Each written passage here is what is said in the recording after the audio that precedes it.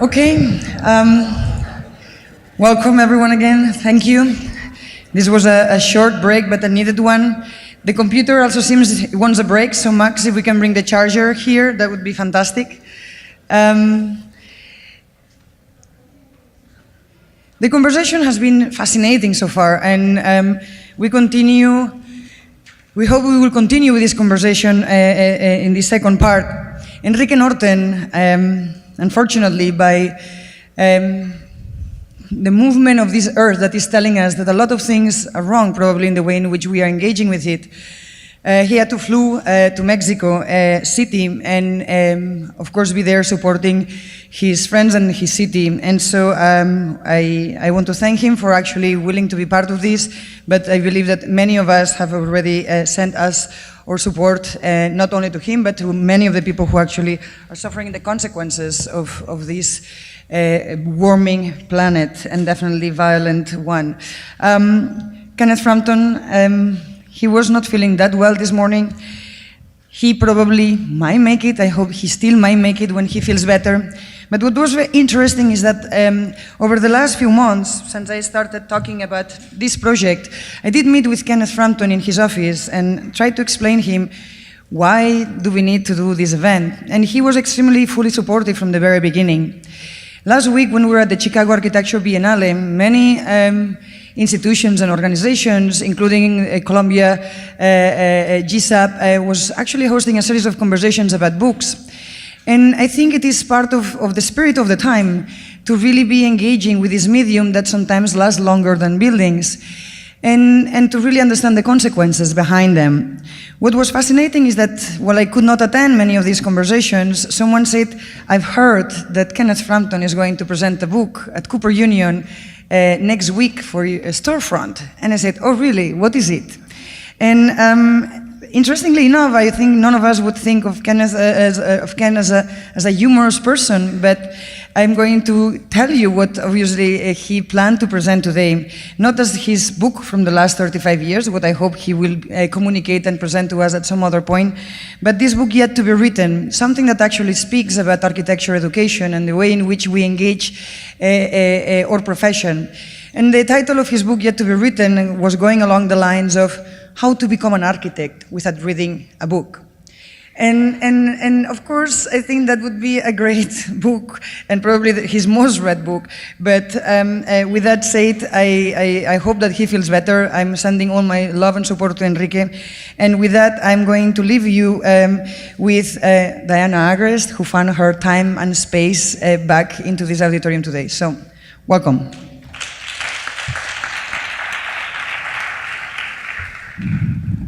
Thank you, everyone. Thank you for organizing this spectacular event.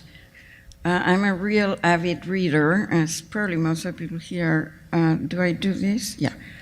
So I started writing something, but the point is that, well, I messed up the schedule, so as you probably noticed, I don't have any other excuse. So I decided to call this tiny, mini presentation an autobibliography, and looking back and looking forward. The point is that when you are given the task of selecting a book from 82 to whenever, at least to the present, and then looking forward to 40 more years or 35 more years, something like that, and in the context of a book fair, it means that this book, whichever it is in context. To me, to select a book just itself, I had to scan my life and my bookshelves, to think of which is the one. There are really many. There are many books that had impact, I'm sure, on everybody's lives, but I thought it has to be a book that really had a significant impact. And then I realized which it was, which I want to tell you in a minute. But before I tell you what that book is, I want to run you through a little bit of my bibliographical background, very minimally selected because frankly, there are too many. And I put them in context. This is Maestros del Arte Moderno. It's a collection of the Museum of Modern Art. The first book I bought with my own money at age 15 in Buenos Aires. I love this book. This book is where I learned all of modern art and architecture. I know it by heart. And I know the collection, at least prior to subsequent acquisitions that I might have not seen, by heart. It's a fabulous book, and it's a nice context all around it, which is a lot. So I'm just went through my bookshelves and picked up some stuff that had been this was a very significant book in my life. And since I started architecture at 16, it was perfect timing. Another book, when I was a student, very young, is Theory and Design in the First Machine Age, Rainier Banham. I don't think there's a more influential book than that from a historical and ideological critical perspective. And when I was a student, that book was essential and inspirational. Sigmund Freud, Interpretation of Dreams, came a little bit later, not much later. I dream a lot, so I really need to read this. And so psychoanalysis has been essential in my critical theoretical work from the very, very beginning. I'm not putting Lacan because everybody talks about Lacan. So, but if you don't know Freud, you don't know Lacan, so let's have Freud. Roman Jacobson, the Essays in General Linguistics, extraordinary book, extraordinary linguist, brilliant, inspiring, and he was the key, his work was the key to all my theoretical development since in the critical work on urban discourse. I read this in my book. In one of my books, I explain very clearly the parts that have been important for me, and of course there are many more writings by him that are equally inspirational and that have influenced me in my thought, however elaborated and transformed. ESI, that's crucial to me. ESI is the seminar I took with Roland Barthes in Paris when I was a student. And I think his best book by far. And it's where he opened totally, and of course no one can compare with Roland Barthes talking because he's like a magician with a hat, pulling things out of a hat. So the concepts, the new way of thinking clicked totally, even if I couldn't fully understand everything, because it's like taking a class math halfway through, you have to, understand what's being said and what was said before at the same time. But that really marked me, definitely. And film, Eisenstein, my other hero.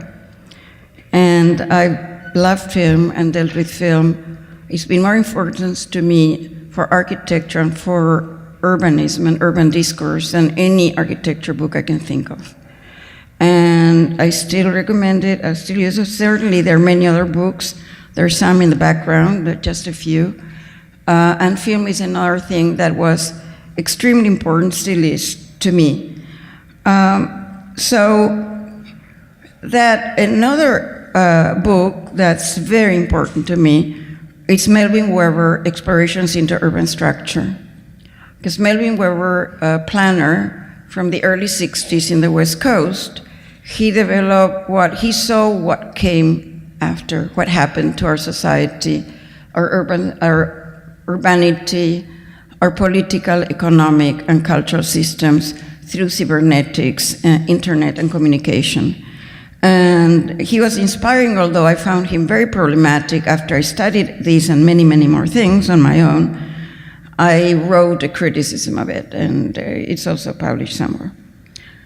And then this is the book I chose, Donna Haraway. I love Donna Haraway. She's wild and brilliant.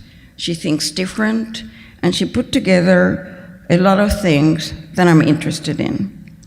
The way I discovered Donna Haraway is she's between this book and this book of mine. There is one period of my life, and that opened another. I was lucky. When you've been around for a while, you're lucky if you find something new that inspires you. I found her.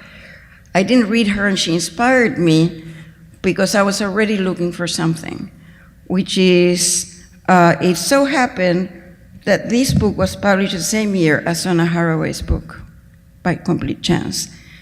But I had done a project that was critical and visionary and feminist and blah, blah. And it was about nature. And so I tried to, at the suggestion of Mary McLeod, actually, who's not here, trying to give a seminar in her feminist seminar at Columbia a million years ago. She said, oh, you're doing that nature stuff. Well, do that, for feminists. And I said, oh, great idea. So I got into it, and of course, I've been working on that subject ever since. That was 89, I think, or 90. And it's in that context that I discovered this fabulous book by Donna Haraway, which is Simians, Cyborgs, and Women, The Reinvention of Nature. It's not easy to read. It's I had read some of them when they, like the famous Cyborg Manifesto, when it came out a little bit earlier.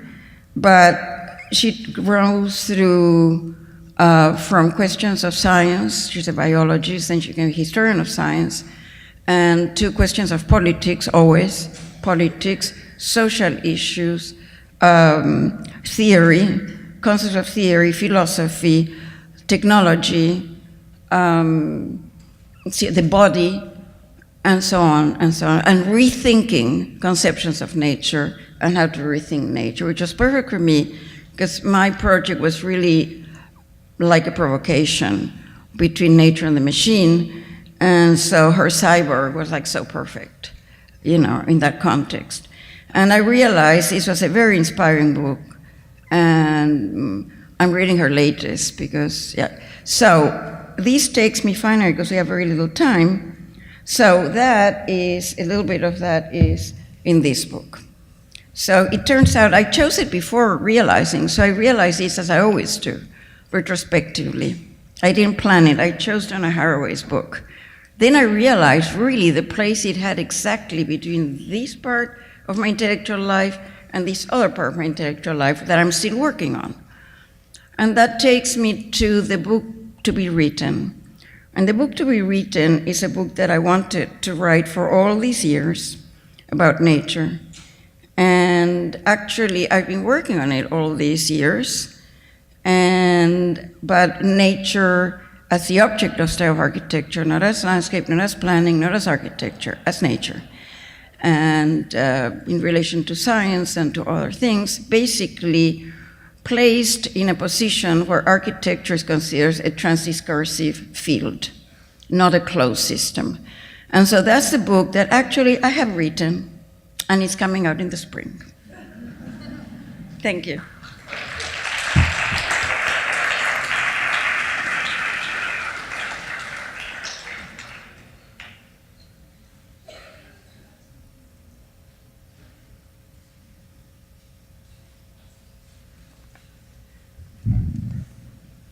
Thank you, Eva. In 1987, the French review Critique, founded by Georges Bataille in the 1940s, published an issue under the very general title, L'objet architecture, the object architecture. As the editors note on the back, the specialists and philosophers participating in the volume, including Hubert Damisch, Manfredo Tafuri, Jean-Louis Cohen, Joseph Rickford, misspelled, Kenneth Frampton, as well as Aldo Rossi, Massimo Cacciari, Philippe Boudon, and Anthony Vidler, among others, approached this impossibly broad object as, quote, it may be perceived in the current period of transition or even of crisis, end quote. Damisch's opening article, L'Arc de Noé, Noah's Ark, projects this current transition into an object building of the mythic past, and by the same token expands this architectural crisis to a catastrophe of biblical proportions.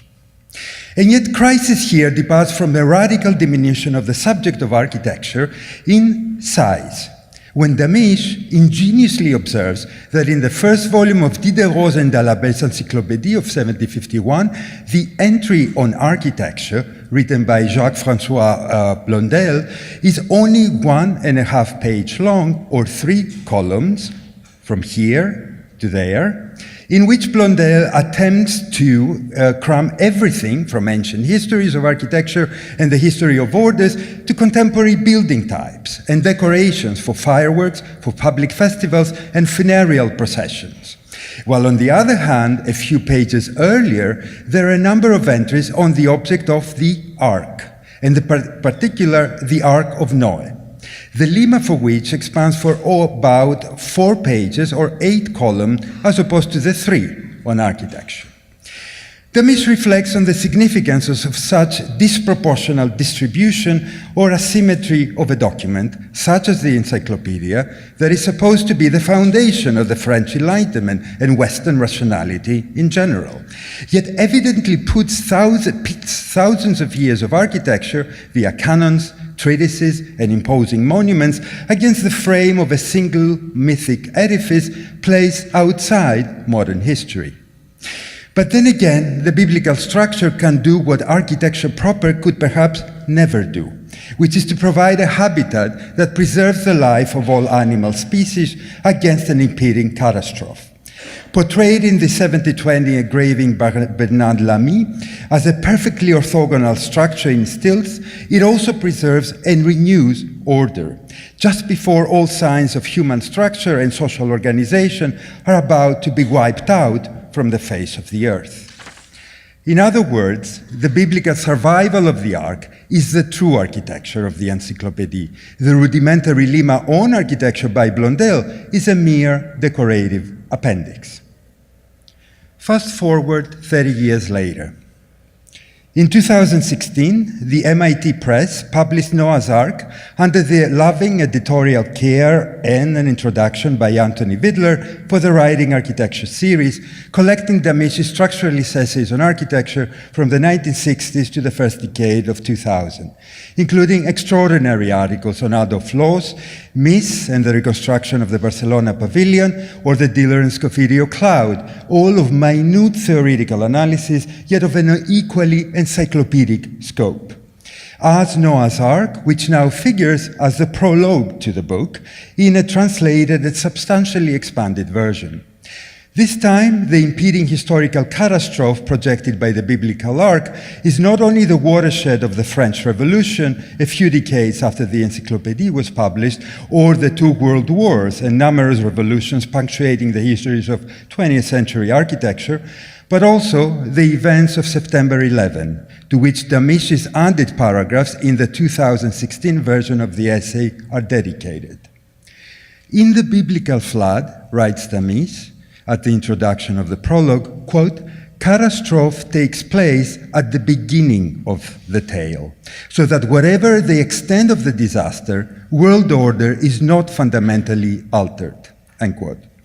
In the end, the ark had to appear before architecture finds its place after the flood, when the olive branch turns dry and waters have retreated. The publication history of Damisch's essay, even if it's centering in the Enlightenment, spans and actually maps the last 30 years of architectural development. Eva's request to think of another book, a missing book, hitherto remains unwritten, but could appear in the next 35 years, actually made my mind reflexively swerve towards the past, and to another kind of a disaster involving a long litany of architects' books from the 19th and throughout the 20th century that were announced but remained infamously unwritten. Even if elaborate outlines with long chapters lists do exist, the text of these chapters was never written or remained half-written. Thus, the eagerly awaited book stayed unpublished. From Gottfried Zemper's third volume of Der Stil, a plan for which you see here, or his even more ambitious comparative building theory, to Mies van der Rohe's book on Baukunst, announced by the publisher in 1928 for Hans Prinzhorst's Weltbild series, And closer to our own times, Gordon Mara Clark's book/exhibition project on an architecture, there's a tall pile of books in the history of architecture that were planned but never materialized, and therefore I'm slightly hesitant to increase this pile with my own projects or projections. My vision then for the architectural literature of the next 35 years would be a salvage operation, where a publisher or an editor, as a future archaeologist, would come and pick up from this heap of literary debris and offer a project and offer it a chance to live several decades after its author had expired. My pick from the pile is not Mata Clark, but a book project by a once friend of his father, Mata. That is, as some of you might have already guessed, Friedrich Kiesler's Magic Architecture, subtitled The Story of Human Housing. A book project which, even if it was elaborately planned by the architect for a long number of years, from the late 1930s to the 1950s, was supported by 2 grants from the Rockefeller Foundation and was even offered a book contract by the prestigious House of Gallimard in Paris. And finally, even if in the occasion of a 1947 article on the Architect in Architectural Forum, the half-completed dossier of the bound book manuscript became one of the objects of an elaborate photo shoot in Kiesler's penthouse apartment, the prominently publicized book was never really published. Its 300-page typescript, dormant in the archive of the Kiesler Foundation, is now designed or structured in 10 parts, a la Vitruvius, each of which is as large as a separate book project and subdivided to as many as 10 chapters. Magic Architecture tells the story of human housing, from the caves and tree shelters of our ancestors, as well as the habitation and building tools of animals and insects, to the first mobile houses of nomadic humanity in Africa, up to the metal shelters for the atomic age of Buckminster Fuller. The entire story is metallically shielded by the memory, as well as the imminent danger of a nuclear disaster, as well as the introduction of atomic technologies with the very interior of contemporary house. Its overarching problematic is the use of the house as a defense mechanism against the tools for attack by contemporary military technology, which remain unseen. The epic ambition of the plan presages a publishing disaster. Out of the 500 pages, or actually the 600 pages projected in the initial book proposal, only 300 exist today, some of which contain only the title for the chapter that was never written. And out of the 200 pages with illustrations planned here are only 60, but these at least represent a complete set of carefully composed plates, so whenever the text is absent, the images pick up the storyline. In addition to the incompleteness of the manuscript, now wrapped in white paper in the archives of the Kiesler Foundation, I worry about the impact that the book might have, or not, while being published 70 years after its author half-wrote it. Kiesler envisioned that his book would be the mid-1940s alternative to the House as Machine Logic of Le Corbusier's Version Architecture, which was the book that was still being copied, says Kiesler, 25 years after it was published. Now that more than a half-century has passed since both architects died in 1967, the personal competition might be entirely meaningless. Yet Kiesler's polemic vis-à-vis the role of architecture in the face of an impending disaster remains unabated and poignantly topical, both today and hopefully if both books and humans still exist in 35 years. Thank you.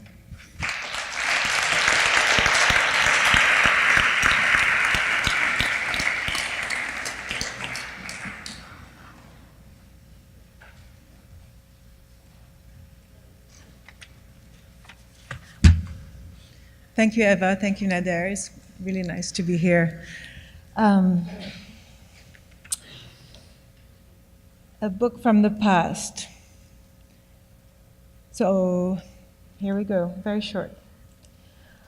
Architecture from the Arab World, 1914-2014, a selection, was published as part of the architect Bernard Khoury and historian Georges Arbid's collaboration and installation entitled Fundamentalists and other Arab modernisms for the Bahrain National Pavilion at the 14th Venice Architecture Biennale, Fundamentals, curated by Rem Koolhaas. The book is very simply produced with its black and white archival photographs, its cardstock cover and sewn spine. It looks like an overscaled zine. The installation consisted of a rotunda-like library with at its center a circular reading table and above it a domed surface for projection.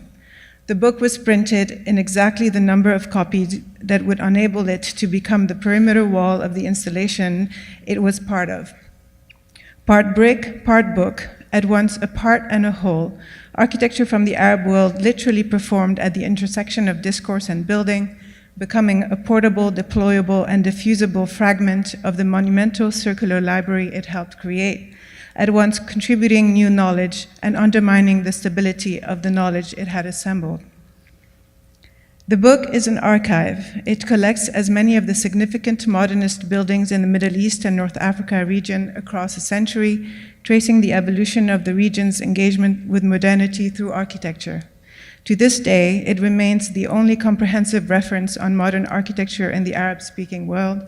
I believe it is also the one book which single-handedly undoes much of the discourse, publications, and building production in the region over the past 20 years. It is in that sense that I consider it to be seminal. A book for the future. In 1995, SML Excel is published. Through it, Rem Koolhaas asks, what is the consequence of globalization on architecture? Through the lens of OMA's body of work, Koolhaas creates a new ground for the discipline that is as much a result of rereading, rejecting, and expanding its canon as it is of engaging the realities and present conditions of practice at the time. The result is thickened and redrawn foundations for the future with an infinite number of architectural ideas, urban possibilities, and intellectual positions, fan clubs and hate clubs included, seeded for the future. In 2017, New York 2140 is published. Through it, the science fiction writer Kim Stanley Robinson asks, what is the consequence of climate change onto Manhattan?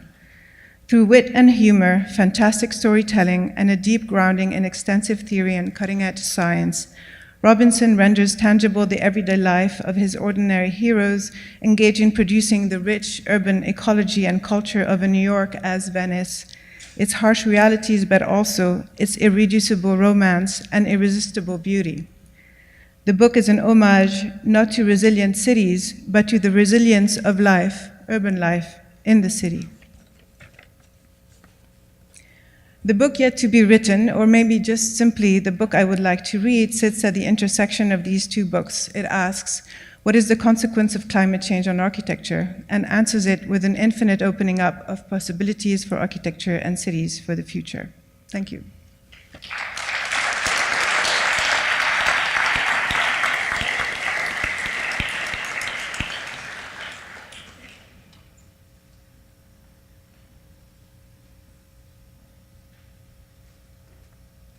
Thank you, Storefront, for a very nice event on such a nice day. For people to be thinking about books is unfathomable, especially since we know from most theorists today believe that the book is gone.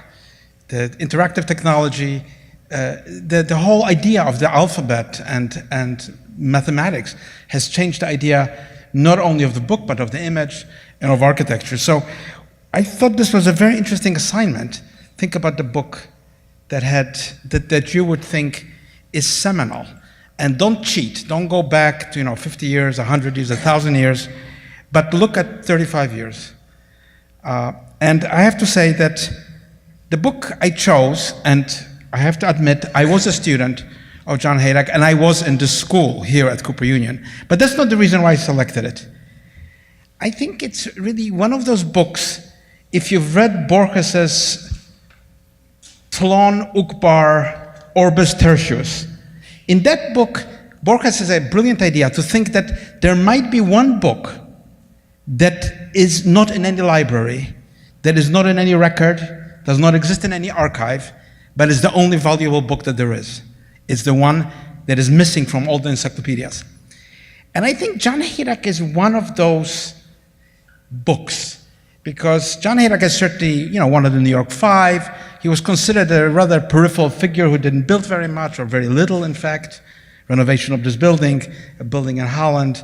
Usually considered a pedagogue, a professor, a theorist of some sort.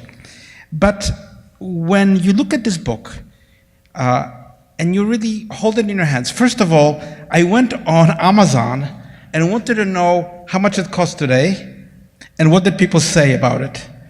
And the first comment I saw was there was a lot of writing, and the writing was so small it was hard to read. So it's obviously not a book really of a coffee table kind. It's not a book that you sort of consume and really think of your project and apply some piece of graphics. It's a very, very complicated book. Actually, it's a kind of, I would say, book for the orthodox of architecture, because it's a book by a believer who believes that despite fashions, despite stylism, despite commerce, despite the economic capitalist system, architecture has some sort of inner spirit that can overcome the brutality of fact. And I think what fascinates me about this kind of a book is that, number one, it's full of really amazing kind of emojis of architecture.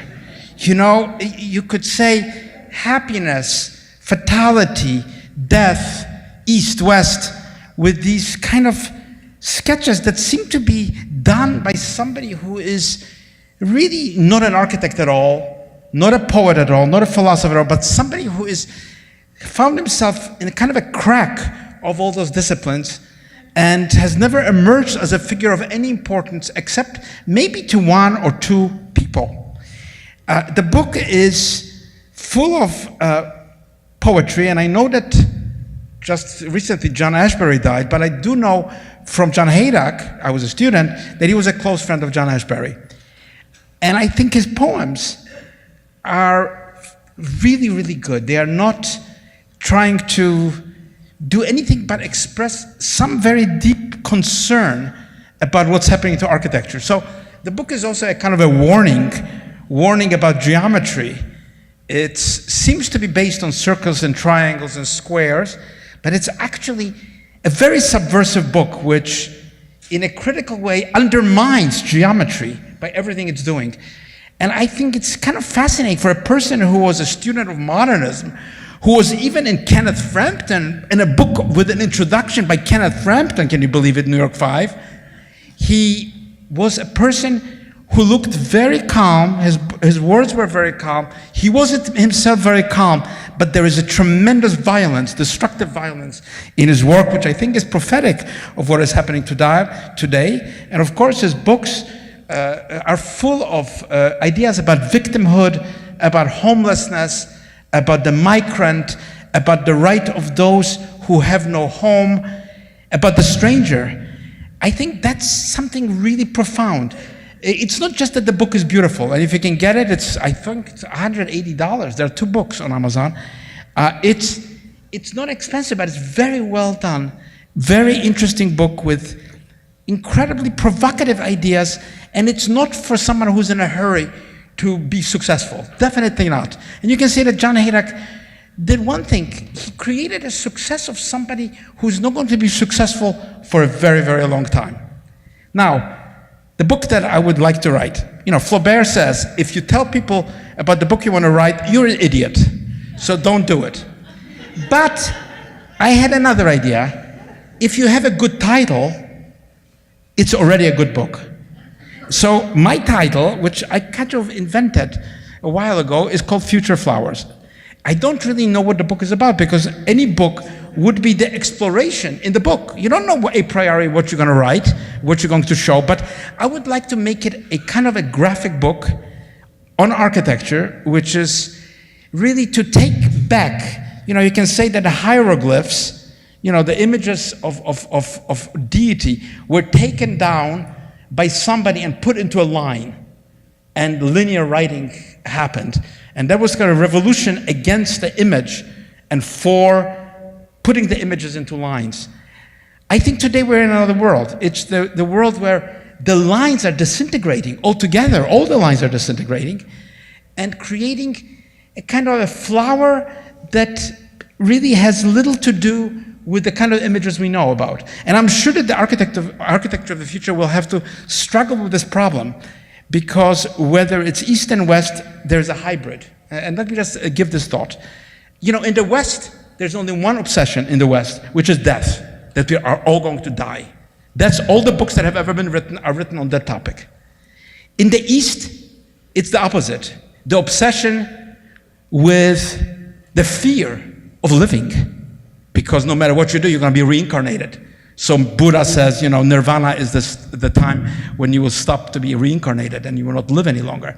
In this hybrid sense, which is neither death, nor immortality, nor nirvana, I think architecture will discover many things. One of them will be that every space that has been built is open, you know, has holes in it. Even if you try to seal the space station, it's got holes in it. It's got pipes, it's got all sorts of antennae. There is no space without holes. And so my idea of the future flower would be a flower that has a hole. Thank you.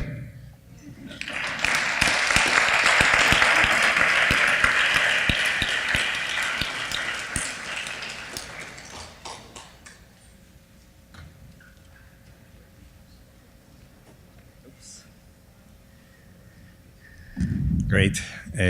Thank you, everyone, especially Eva, for inventing things that don't even happen in academia anymore. A discussion. As I've been asked by so many people what happened here, I thought I could reveal the truth. That is, in preparing for Eva's event today, carrying an enormous amount of books and trying to shove it into the luggage compartment of an airplane, I ruptured a tendon, and there I am, a week after surgery.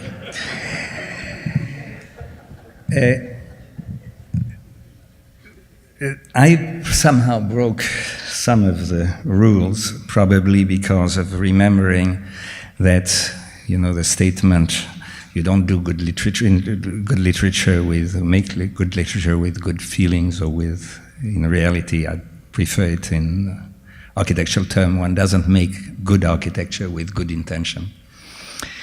And in many ways, so I went away from the 35 years and looked at something which was in the margins of architecture. It is how, in other areas of knowledge, in other fields, people were using architecture as a mode of thinking.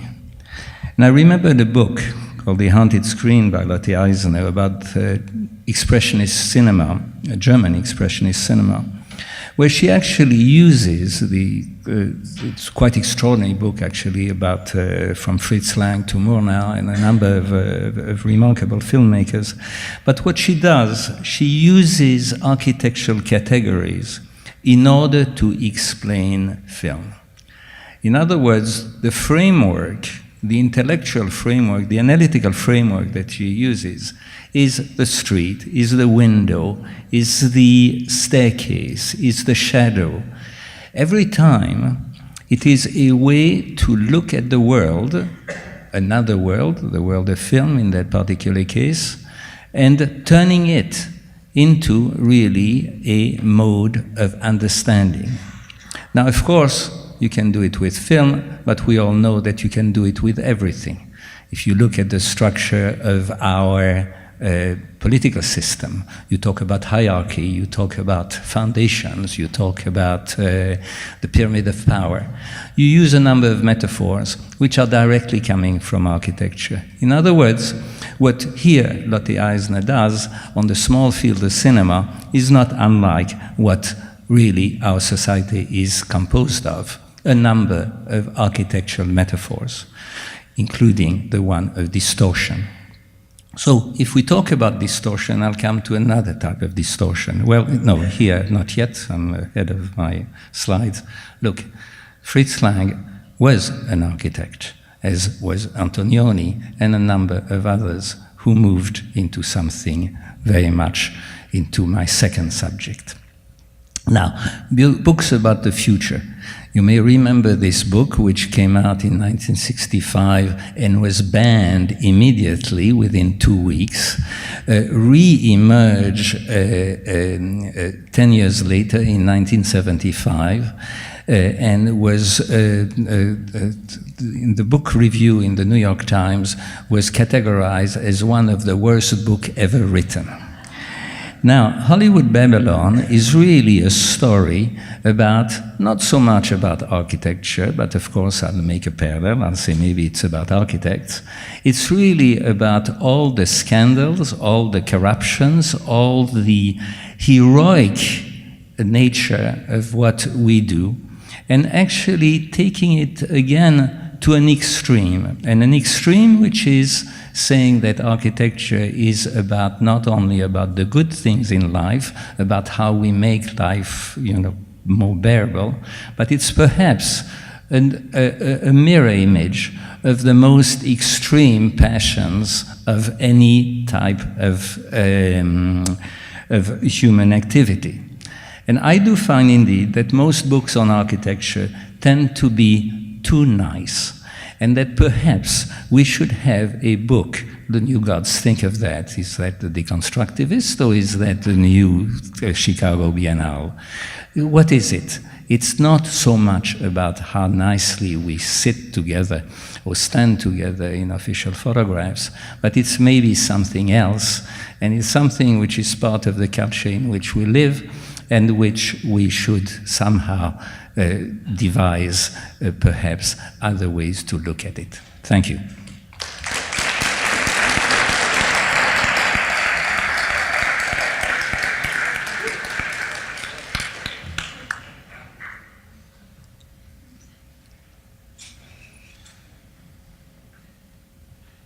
Thank you.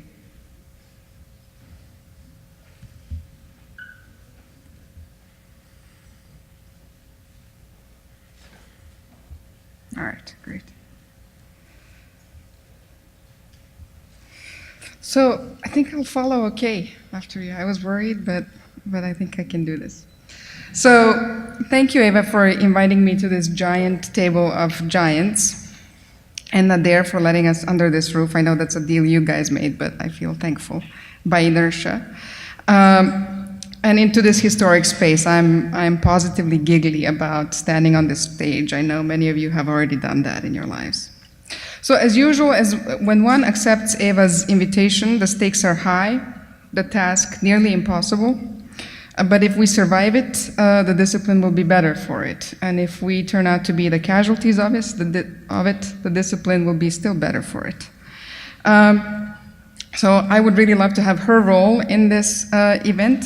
But I'm honored to comply with her request. And I looked at the timeline and I thought 4:30. If I try to be clever, I'm gonna fail at that point. So I'm gonna go with a hammer and actually a sort of lightness. I know that's contradictory, but so there have been many architecture books that I found important for various reasons in the last 2.5 decades, and I'm reducing her time to coincide with my consciousness about architecture books.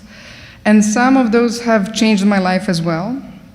But it seemed to me the only way to make this gargantuan task manageable and productive was to think retroactively from our current position in history, as opposed to following an autobiographical line, or at least to look for ways that the two criteria might coincide, a kind of a game changer and a contemporary concern.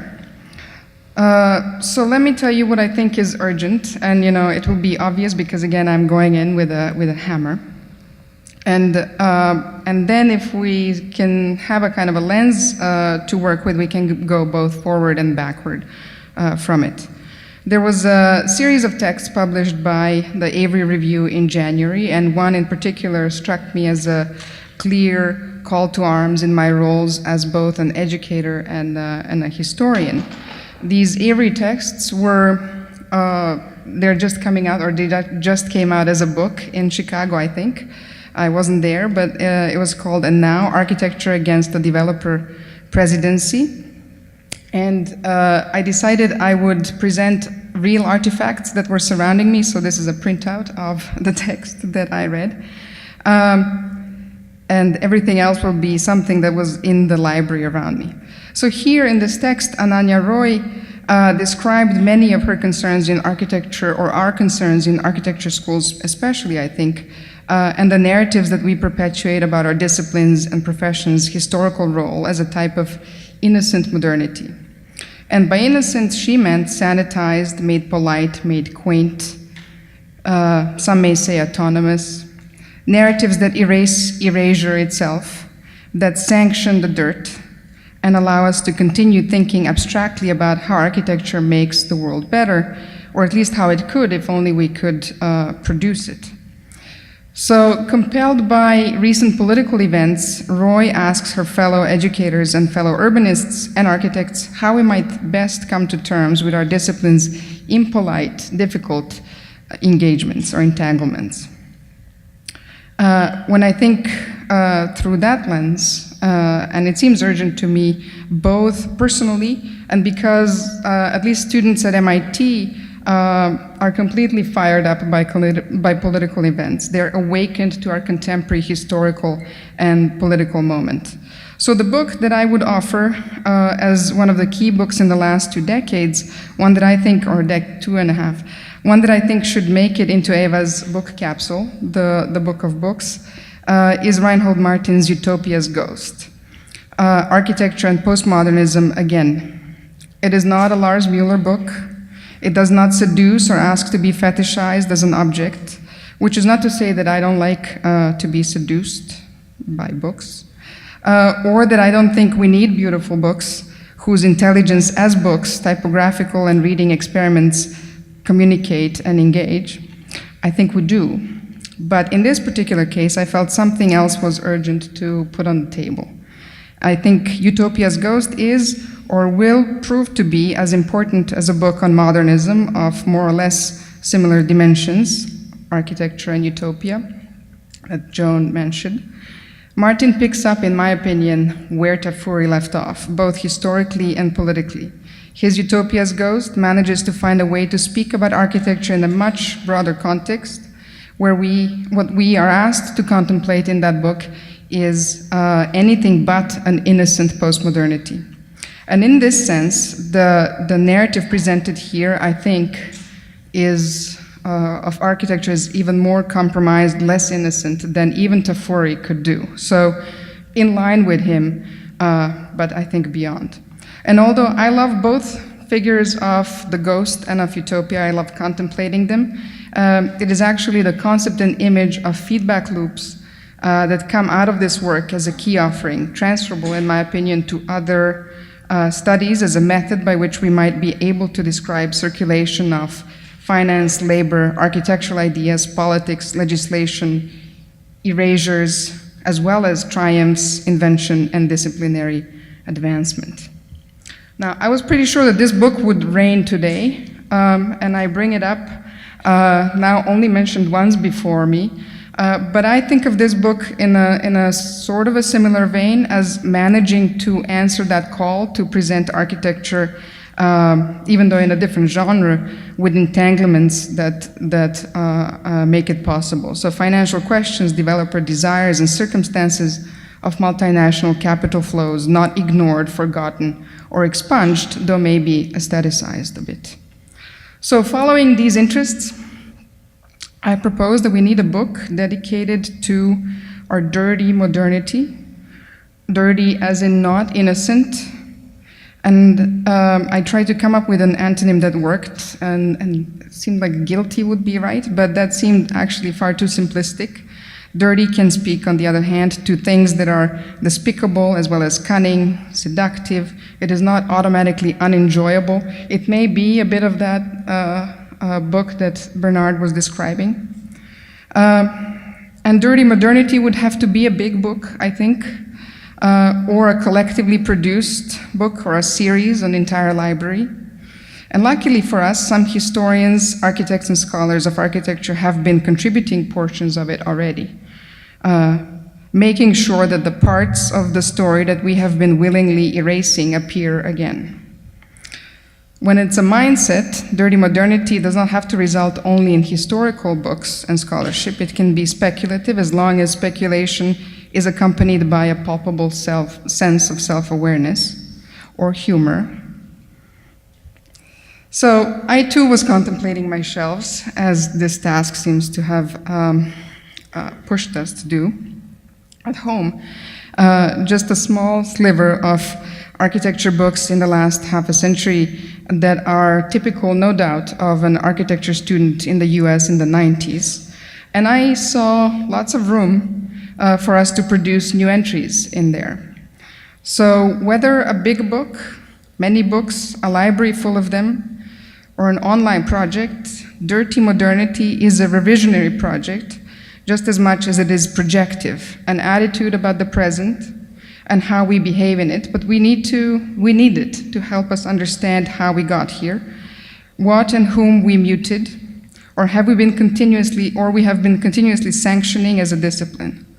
This will no doubt feel uncomfortable at first, even radically disconcerting, but I believe our knowledge and loss of innocence will expand the discipline in important ways. There is no going forward, I think, without it, and there is no going back to innocence with it. Thank you.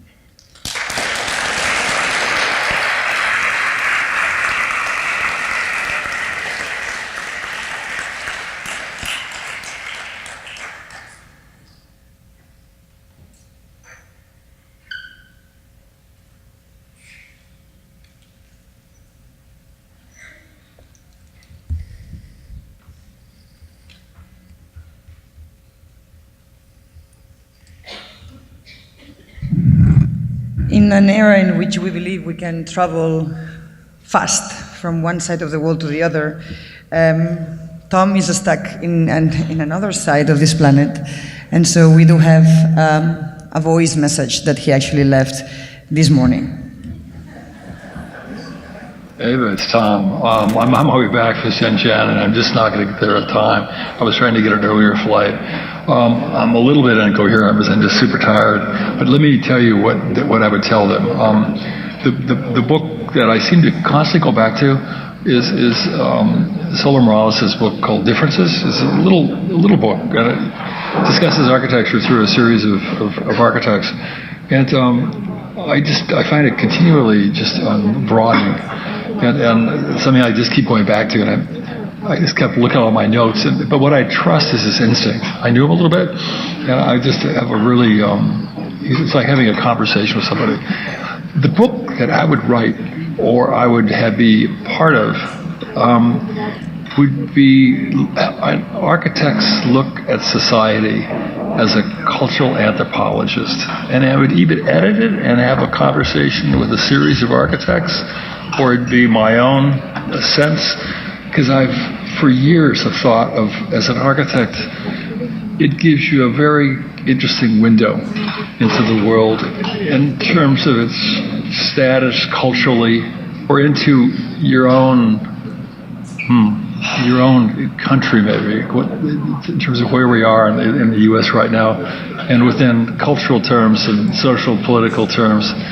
And it's a window, and it reminds me of it would be not necessarily personal, although there could be little nuggets in it.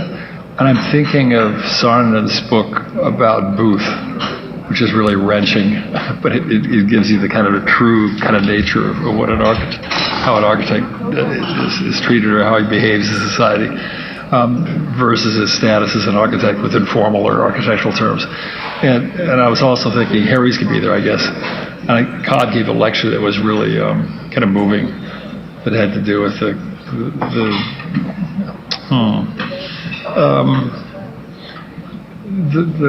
what happened to him as he faced his ambitions coming out of Harvard, vis-a-vis the real world, and in this case is the New York kind of culture.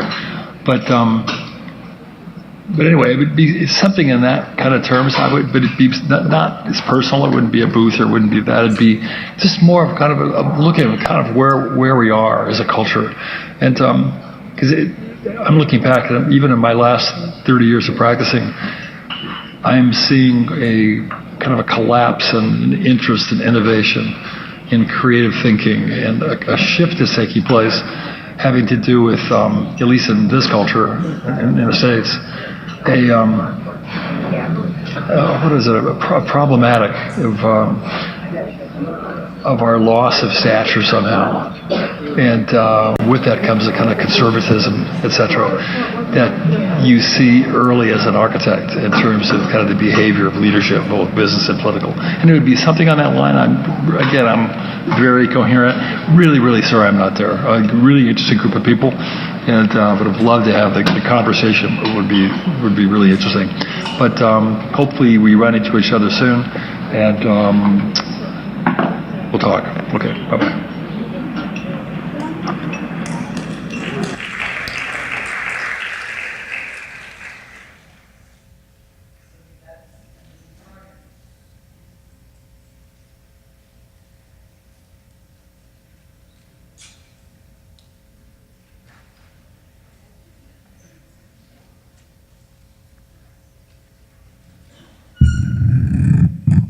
Thank you, Eva, for convening such an incredible adventure with an incredible collection of people who are both here and virtually right in front of us. What's been interesting to think about is really what is this question of what a great book might be and what has the best architectural book been since 1982. And in some ways, for me, it really is about alchemy of cities, of architecture, of invention, and really looking at the fundamental frame that inspires my choice. Of course, it is a work of fiction. It is a travel guide, a narrative that wanders in time and through territories that resemble New York through approximation and mist. The protagonists' lives are shaped by the boundaries of space they reside in, from the marshland edges of the city, across the bridges that connect palisades and public spaces, to the interstices between the ceiling and the roof of Grand Central. It is appropriately cast in shadows and fog where bridges, bars, buildings, and bedrooms shape a narrative so tactile with architecture that no illustrations are required. Is this an architecture book? Of course, it's a work of fiction.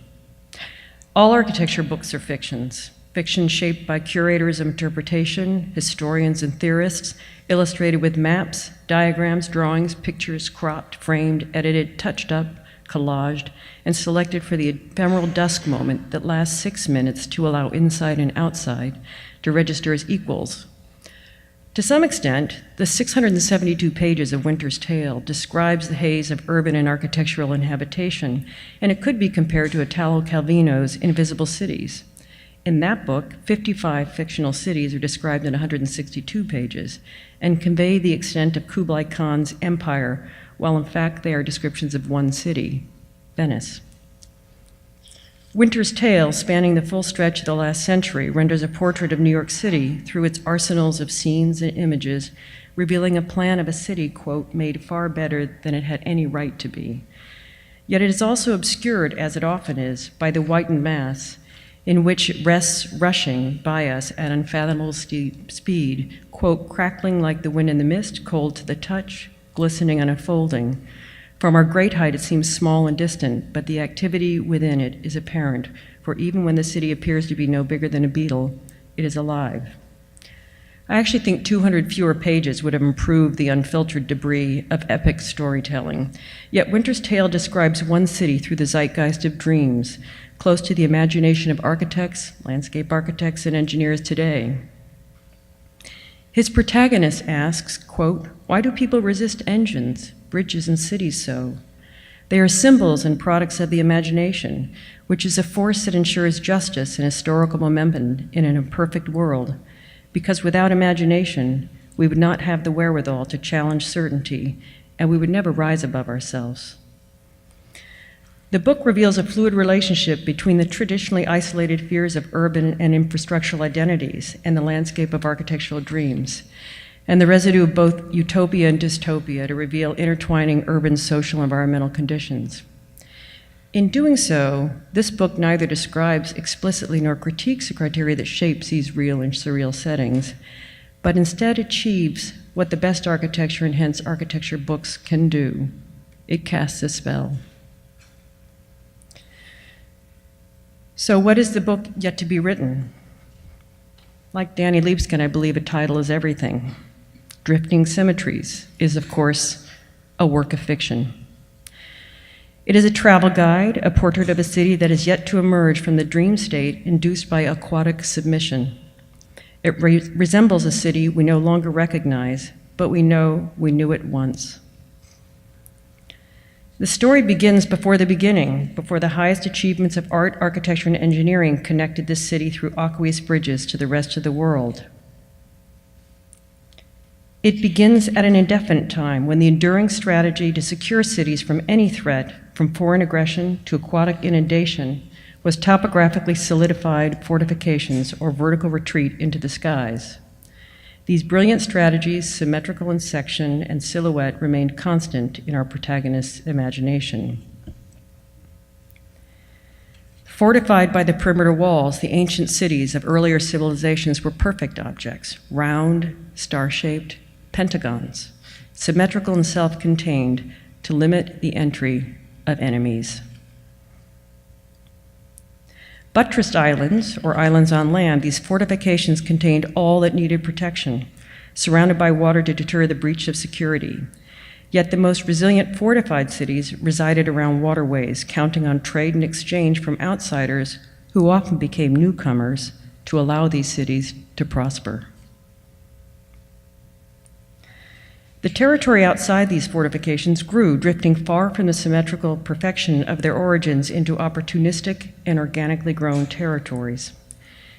Impositions of neutral expandable systems inscribed over time by grids and radial beltways added distance and independence from the original fortifications, yet required more of everything for less and less people. Fortifications proved too weak to the rising challenge of the sea, yet prosperity prompted new forms to allow staying in the same place, just higher and higher.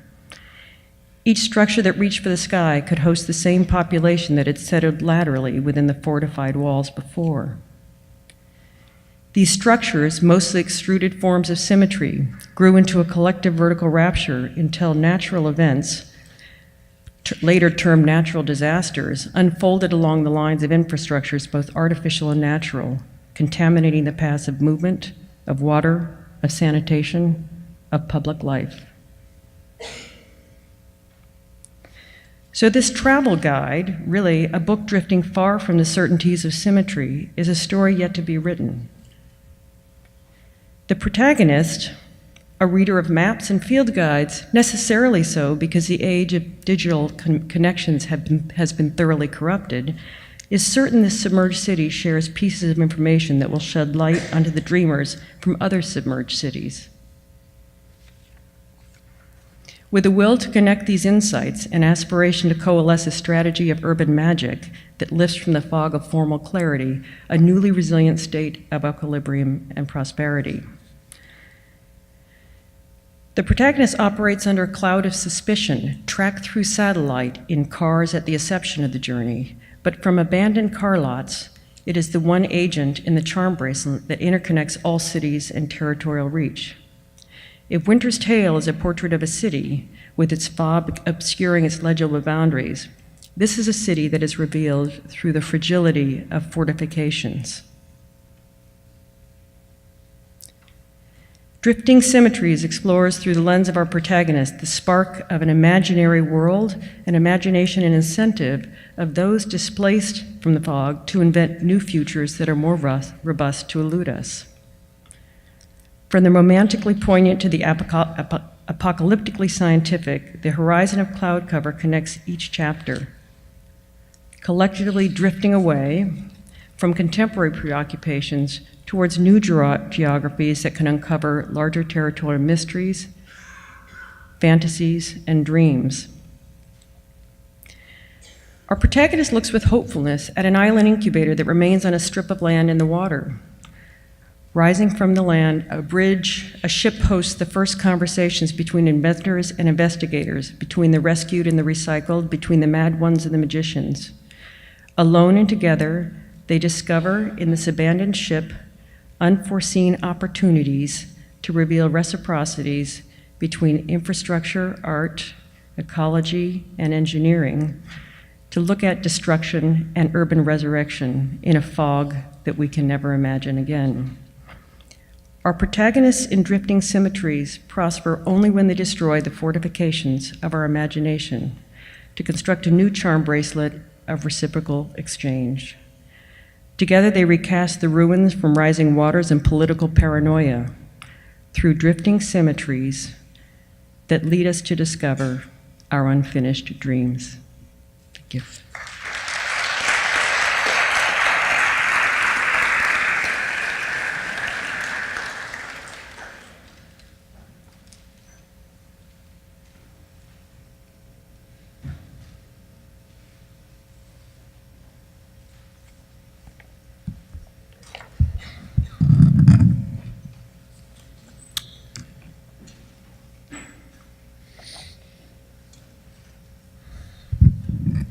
Good afternoon again.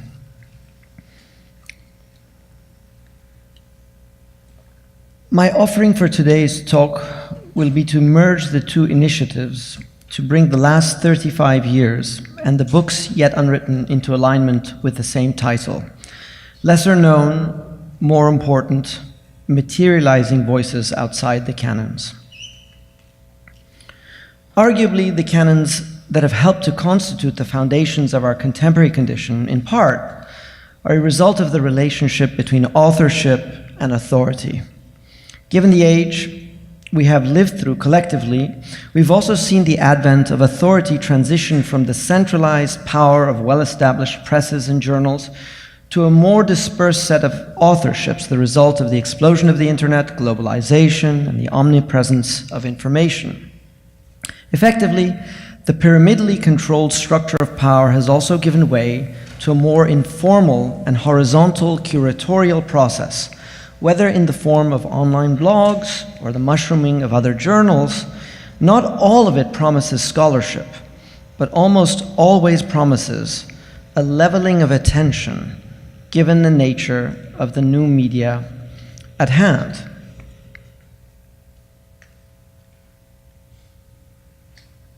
As we consider some of the usual suspects who emerge from the ranks of authority, for instance, Rem Koolhaas, the author of Smelexel, or Rafael Moneo, the author of Theoretical Anxiety in the Design Strategies in the work of 8 contemporary architects, we come to understand that their respective books establish their place within our common history as an extension of a well-known trajectory of each architect's intellectual development. In the case of Koolhaas, a manifestation of certain promises that were made some years ago through Delirious New York, might I add, almost a work of his thesis. And in Moneo's book, a documentation of a lifetime of thinking and a lecture course which documents Moneo's anxious intellectual relationship with a cohort of respected colleagues through the work of architecture itself. The relationship between ideas and works of architecture is much at stake in this talk also.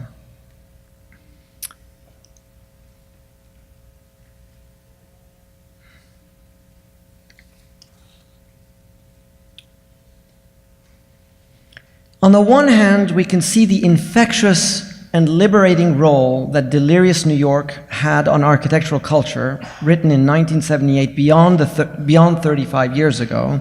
It does not qualify for this occasion. On the other hand, we also know the widespread results of Koolhaas's pedagogical culture, which has by now produced too many children to enumerate, but whose own books might deserve a mention, if only because of the potential they had to influence the master himself. One such book was Aaron Tan's so-called Mode B thesis, which was itself a delirious and unadulterated documentation of Kowloon walled city, a district of no more than 6.5 acres that was home to more than 50,000 inhabitants, largely ungoverned as an autonomous enclave. Published before Smolexel, the sheer thickness of the thesis served as a model for Koolhaas's own monograph to come, but also a warning of other thicknesses to come thereafter, whether through books like Pharmax or the various iterations of the projects on the city that became institutionalized as part of Koolhaas's expanded research with Harvard students.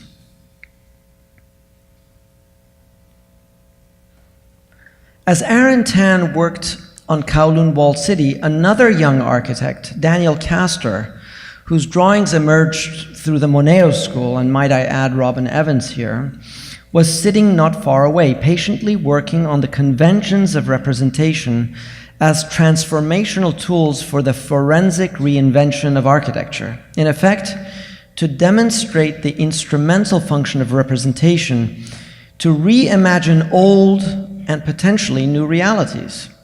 Castor's book, Drawing Berlache's Exchange, also the result of another Mode B thesis, aimed to uncover that which was encrypted in the labyrinthine complexity of the seemingly simple exchange building. Equally importantly, Castor uncovers representational devices that were not necessarily evident to Berlache himself. In the redrawing of this massive brick of a building, Castor engages externalities that are not germane to the history of this building. And in this sense, the analysis goes beyond description to become completely projective and speculative in its spirit. Maybe it is no accident that I appropriate this book for Cooper Union, whose pedagogical staple for many decades has come from its commitment to analytical thinking as a discipline of its own. Whatever the reason, Castor's gaze into and through this building offers a view that is maybe latent, but never delivered by the building's architect. That the work of analysis could become a projective work of architecture itself is here what is seductive, especially given the dry, clinical, and unemotional delivery of what are otherwise sublime and luscious drawings. Working with brick as his main protagonist, he demonstrates the intrinsic link between the mathematics of this building, bound by the length, width, and height of a brick, inclusive of the mortar dimension, and the base structure that is part and parcel of the structural rhythm of the building. Not a historian by any measure, Castor works his way through Siegfried Gideon, Manfredo Tafuri, Francesco Dalcò, and Kenneth Frampton to help position the cultural context from which this building emerges. A contemporary of Adolf Loos, the debate on the ethics of ornament are certainly part of that context. And yet, as one channels that discourse through Berlache's alignment with Viollet-le-Duc, whose exposure of the raw facts of construction, even in the most benign of spaces concealed within the bowels of the building, reveals not only a significantly different perspective from Loos, but in fact the reason for this book itself, which is to carve out of this monolith of brick the various architectural episodes that would otherwise remain encrusted within its apparent mass. Beguilingly, Castor takes his audience through the vicissitudes of representation, at first in such elemental terms that the only book with which it would appear to converse is Frank Ching's Building Construction Illustrated. However, as he proceeds methodically, both the novice and the erudite are transported through a handful of conceptual tropes that give reason for my transformative claims of this one-time author. The literal and conceptual flatness of the building offers Castor a way into explaining the building, not only beyond the flatness of its facade, but also as a vehicle to draw it out from point to line, line to plane, and subsequently to its mass.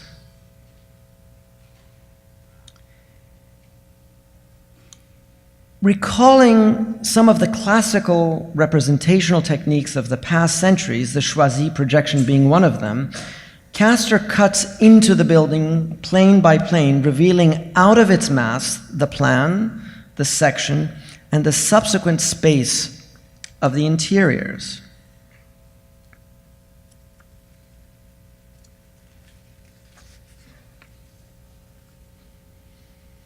But the ingenuity of his analysis begins when he appeals to representational devices whose purpose would not readily be aligned with the interests of this building. Recalling Yves Alambois' observation about the fundamental ambiguity of the isometric as a means of representation, in reading Joseph Albert's Flip-Flop, he argues for the representational agency of what this image reveals rather than its appeal to the immediacy of pictorial legibility. From this perspective, Castor's own adaptation is relatively mechanical, and yet somehow also magical in its potential to reveal the simultaneity of the inside and the outside. In a building that is effectively undressed, the reciprocity of horizontal lines between interior and exterior are not merely pictorial representations of the brick that forms this building, but fabricated lines whose allegiance to the meticulous stacking of brick somehow gives form to the drawing as a construction itself. The building itself, a contorted mass of bricks, arches, vaults, and stairs too complex to apprehend from the outside, displays indexes of its interiors on its skin, tattooed on the surface, as it were, as if sectionally cut at its edges to reveal the medley of elements in sporadic and haphazard moments. To make the intricacy of the interstices legible, Castor inverts the spaces as solids, objectifying the vaults, showing how the cadence of space is directly tied to its structural base. Correspondingly, through isolation, he also disentangles the stone arches from the brick vaults, and by extension, the promenade of stairs that penetrate and give reason to the arches. In what is one of the most revealing moments, Castor imports the figure of the jellyfish to illustrate the simultaneity of the entire organism, inside and out, front and back, with convexity and concavity in full exposure. With selective X-ray vision, he gives surface to the exterior while probing its interiors. The complexities of the interiors render mere description implausible, as the convoluted mass of elements can only tend to cancel each other out. So Castor is also put in the position of curator to carefully weed through the tectonic ensemble of elements to display the reciprocity between part-to-whole relationships. Arches opening up 4 stairs, vaults aligning with windows, lintels spanning openings, and so forth. Here, in a masterful moment, he brings the array of techniques and observations to a crescendo, where the various representational devices are brought into dialogue with each other. Isolation, objectification, and transparency are brought to bear on each other to reveal the interdependence of elements otherwise muted, with representation as a key conduit for this discussion. As prolific and inventive as his book was, Aaron Tan was soon swallowed up by the successes of the Hong Kong real estate market and the prospect of practice, which at that time was not inevitable. In that day, the more critical practices thrived from the margins, some in writing, others in galleries through drawings, models, and theoretical projects. For Tan, the allure of hospitality design became a new area of speculation, and he's enjoyed success, however misaligned it may seem from the Kowloon Walled City project, which was a real accomplishment in itself. After a dedicated period of drawing, research, and speculation at the American Academy, Daniel Castor also retreated from scholarship to draw from the benefits of the kinder and gentler craft of suburban homes in California. Though both respectable in their own milieu, they have curiously retreated from the pointed scholarship that gave critical prominence to their respective thesis books. Both Tan and Castor, still young by any measure as architects, have an entire career in front of them, but also are not immune to the phenomena lovingly described by Sylvia Lavin in Flash in the Pan, what she does with equal sharpness and delight. I will end here where I began with the title of the book, Yet to be Written, Lesser Known, More Important, Materializing Voices Outside the Canons. While many of these names are by now well known to some of you, there was a day they operated from the margins, and that is outside of the canons. Togo Murano in Japan, this is the ceiling of the theater in Tokyo.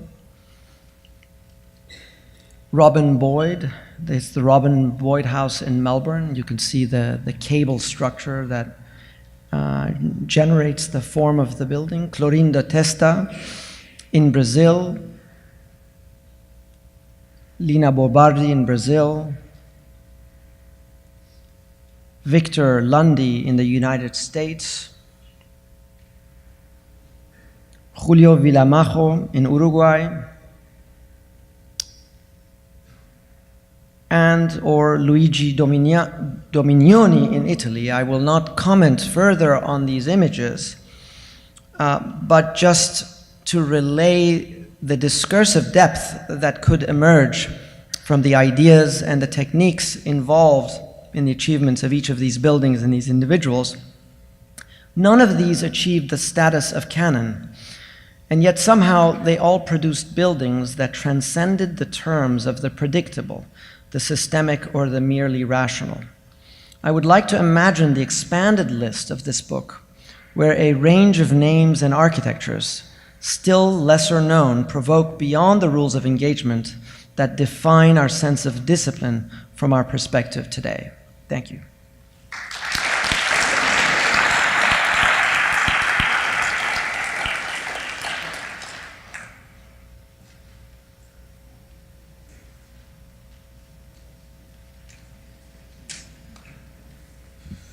Okay, the show must go on. So if I understand the situation correctly, there are real books in the lobby, and there are images of books on the wall, sort of digital, analog, and we are between the two discussing the future of the book. So the result of the discussion would sort of depend on whether we move towards the books or towards the digital. For myself, as a book fetishist, I had to bring the book with me to sort of collapse the difference, keep it right beside the computer, see how this plays out. Of course, it would be easy to say that it was difficult, this assignment. I think too easy. Too many books could be named. This conversation could degenerate. It could start to look like a bookstore. If you think about it, after a while, let's say we add another 100 people, each person speaking about 3 or 4 or 5 books. After a while, we have kind of like a bookstore. And at that moment, the conversation will have died, and there would be this sort of uneasy feeling you get when you're in a bookstore filled with architecture books, that there's a huge amount of books being written and really maybe nothing is being said.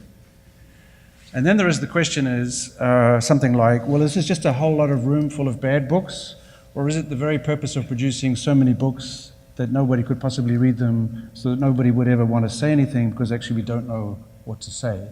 If you take that kind of view, which I do, the future of the book there's no problem.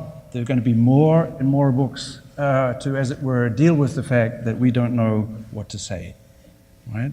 And no kidding. I mean, I live in a library. We live in a library. It's not an apartment. It's a library. Does that mean that we write books? That doesn't mean we read them, right? And I think if you speak to anybody that's made a magazine, they have never read their own magazine. So in other words, there could be also the phenomenon, not only do we produce a huge amount of books because we don't have anything to say, but we don't even read them while writing them or read those of others. In other words, there's a kind of a spectacular performance around this question of the book. So when you get an email saying you need to choose a book published over the last 35 years that is fundamental, not just good, important, hot, but fundamental to the understanding of contemporary architectural culture, the problem with that for me is not that it's hard to find one, but to try to understand what that assignment would be, because I don't think there's any necessary relationship between the time in which a book is written and the time in which we live. In fact, as you can imagine, I would try to suggest quite the opposite is true. That a book that would be fundamental to the understanding of contemporary architectural culture would by definition be untimely. That is to say, it would not be in sync with what you currently understand the world to be. The problem with the massive, absolutely massive, I mean, the Amazon rainforest is going down in order that architecture books can come up. The reason for that, the problem with all of those books is not that they're not beautiful, not that the work is not great, not that the authors were not earnest, but they're all synchronized, and their mission is synchronization. There's an attempt to produce a kind of discourse that would understood to be mapping onto contemporary architectural culture. In other words, here's the paradox. You're going to go and buy a book because you want to learn about contemporary architectural culture, but you're not allowed to make a book unless the publisher of the book thinks that it's in synchrony with contemporary architectural culture. So we are so kind of focus group oriented that in fact there's such a tight feedback loop that in fact, if you want to know what contemporary architectural culture is, just stand in a bookstore for a while. Just hang out there for a bit, and then you got it. You don't have to read anything. It's all there. So nevertheless, if you wanted to, so a book that is useful and important would be a book that is, let's say, untimely, or changes your sense of time, or changes the sense of culture. Then a small complication follows from that. Okay, we look for an untimely book, but again, very, very important to understand that books are not only not read, they're not meant to be read.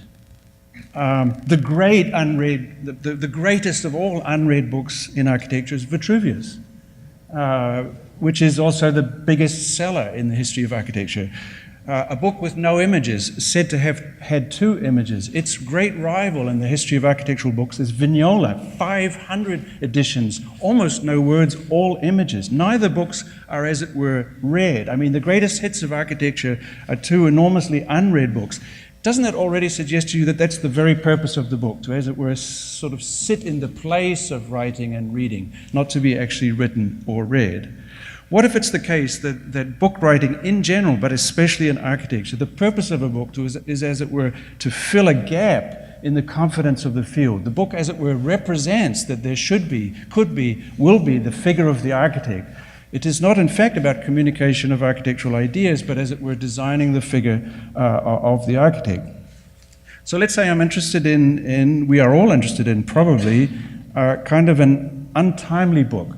That would mean a book that somehow defeats this logic, defeats the logic of books that are written in order not to be read. It's a book that gets to be read because it offers a kind of invitation to an unknown reader, a kind of untimely reader, a book that would allow somebody to, as it were, work against it by actually opening the pages and reading. So in terms of, because I want to play it by the rules, okay, 1982 to now, I want to be down the far end. I want a book that's actually too late for the person who wrote it. In other words, kind of untimely even for the writer, a kind of late, not the great book, and too early for us. In other words, nobody thinks it's relevant to contemporary culture. So I found one in '84, a real favorite of mine, and here it is as photographed this morning, and here it is as in the same hand.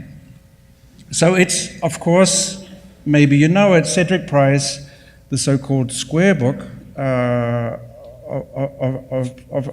of '84.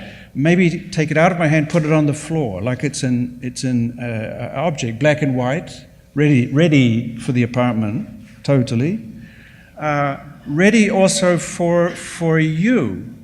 It has tabs in the side, so that you could just very, very quickly go to the section that you want. It's made to be a resource, not a narrative. The book it contains all of the projects of Cedric Price up to that time. They have been kind of reorganized into 5 different sections. You can go, I mean, you would be an idiot if you would read this book.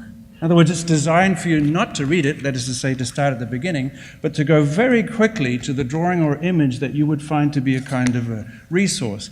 So for me, what makes this book so attractive, what makes Price so attractive, is it's a kind of hospitality. He's making the book available to you without dominating you, without telling you necessarily what to do. And you can see from the drawings, by the way, one of the things I love about this abysmal visual setup is that you see each image from a different angle. So they are, but a very different angle, and usually with at least one of them blocked by a column. So you actually see something different in every image. It's clear that they are all different. I don't know if you have the same experience as me, but every time they change the slide, you have to check all 3. So Cooper Union, for budgetary reasons, has managed to figure out a way in which you get like 3 times the effect from 1/3 of the images. But anyway, here we go. So 3 different copies of the book. You can see that if you look at his drawings for what it is that you would show, he's drawing with dotted lines. In other words, what would be, for example, an architectural form of hospitality? As an architect, I draw lines, but if I draw dotted lines, that is to say, it's a kind of invitation for the client to the unknown or what might happen next. Again, the whole purpose of every drawing of Cedric Price and every project was to turn every solid line of an architect into a dotted line, therefore allowing for the possibility, in this case, Fun Palace, a building that would by definition be destroyed after 10 years. In other words, even the undoing of the line would have to be undone. This, in a way, not only allows the so-called client to enter into the space and make of this space what they will, in this case, a university of the people. People will educate themselves in the space. This is an educational machine.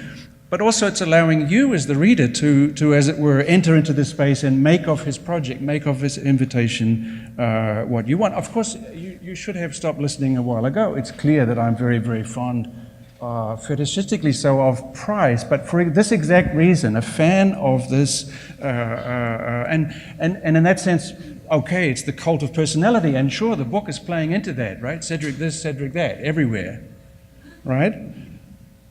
But it's more complicated. You see here the first 2 pages. On the right are the sections that you could dip into whenever you want. Of course, what I'm suggesting to you, it was really of no use to him at this point, this book, and no necessary use for people at the time in which it was written, but would be very interesting to be dipping into this book now, as it were, afterwards, after the time. But on the left, he has this elaborate diagram. This is a diagram of how the book was made. This is a typical Cedric Price strategy, which is to show you how many different people and aircraft and tables and invitations were involved in the project. So, yes, a cult of personality, but also the enormous infrastructure, the actual kind of technical production of the book, and at the back of the book, a list of the names of every single person that ever worked in his office. So it's sort of simultaneously the cult of the personality, but also the kind of dissolving of that into this system. And it's all about education, of course. And that's why the book is including this sort of logic of education. Okay, so this is the book I like. I would say love. And to love a book like loving anything else means you can't imagine not being with it, but you don't know why. If you knew why, you wouldn't use the word love. You say, I like to read this book because it weighs 33 kilograms. You love something because you can't imagine being without it. So I couldn't imagine being without this book, and I think he's very lovable precisely because he, in a way, invites you to write the book. You have to, as it were, complete the dotted lines or redraw them yourselves, and I think this is an especially important gift. I could say, of course, that he's one of the most sophisticated thinkers about the digital as it arrives, and therefore if you're half interested in the digital, you better read this book. But then I would be falling into the problem of trying to synchronize this book with today, and it would make this book singularly uninteresting. I do think, by the way, that most of the books in architectural bookstores should not have been written. I mean, for 2 reasons. One, for what I said, since they're not going to be read, then maybe should just publish them without writing them. In other words, anything could be in there. But no, that they really are profoundly stupid, idiotic, not worthy of being reading for those of you foolish enough to open their pages. The quantity of stupidity in architectural books is spectacular. It's a kind of stockpile of stupid comments. That's impressive, not because architects are idiots, quite the opposite. I have rarely met an architect idiot. In other words, architects have an astonishing ability to synthesize incompatible forms of information. In other words, when architects make books, when we make architectural books, those books do not have the sophistication of the everyday kind of, as it were, practice of the operations of an architect. That's what makes them stupid. So let's think about this. The problem, therefore, is turning to the question of the unwritten book. The problem is not just unwritten books, or even the books that should never have been written, but I think that'd be another great conference. The books that just, the books that are borderline criminal, the books that should allow us as a group or even as a committee to designate certain people as not being allowed to publish for the next, let's say, 10 years or whatever, depending on the stage of their crime. And also there's another layer, which is a little bit what Spyros was hinting at, which is to say the active role of unwritten books. Because at the same time as these bookstores and these libraries are filling up with this vast amount of stuff, there are in all of our minds those books that should have been written or could have been written. You go to a conference and somebody gives a wonderful paper. It's actually a total nightmare because it's very seductive and you sort of believe everything, but nothing happened afterwards. The great speaker is really dull or just wrong, and then you kind of elaborate something else. Likewise, the thought when you look at the stupid pile of books about architecture, making it stupid, which it's not, like kind of forcing architecture to be stupid, is that in all of our minds we start to write a book that would have been a better book, a book that will be, and so the not having written of these books is also incredibly valuable. I mean desire, right? That you think there should be a book, you wish there should be a book. So the desire is very, very powerful. Okay, having clarified the rules, this is the book that